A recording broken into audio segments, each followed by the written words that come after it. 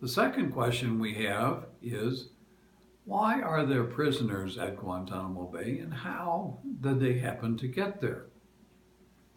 The prisoners are a consequence of the war on terror that ensued as a result of September 11th.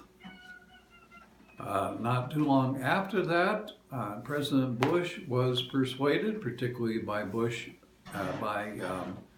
his Secretary of Defense Rumsfeld and Vice President Cheney, to assign an order that any suspect terrorists would not be entitled to the rights of the Geneva Convention.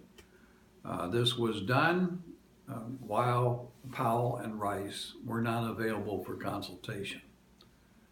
Well, if you have no rights under the Geneva Convention, really almost anything can happen to you. With that, President Bush approved a plan of what to do with suspect terrorists, to find out useful intelligence.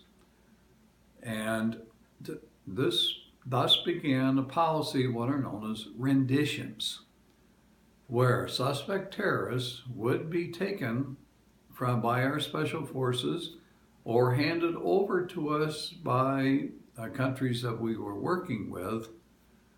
And while we have a policy to not torture prisoners, we would take those who were suspect, we thought for good reason, to what were known as black sites. Black sites were off the radar. Where were they?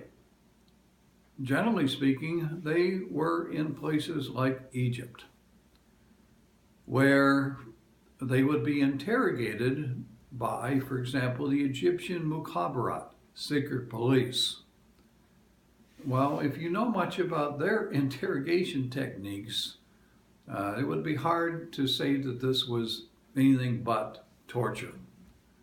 An example would be that the suspect terrorist would be stripped, tied to a chair, and electrodes would be attached to his male organs, and the switch would be pulled, and there would be a CIA officer in the room. Well, I think under those conditions, anyone would confess to almost anything. How much useful intelligence was gained from that is a matter of debate. At any rate, what happened is those individuals were taken to Gitmo, along with others, and they were stuck there. They wind up in a no man's land, in effect, because what can be done with them? And that we will take up in our next talk.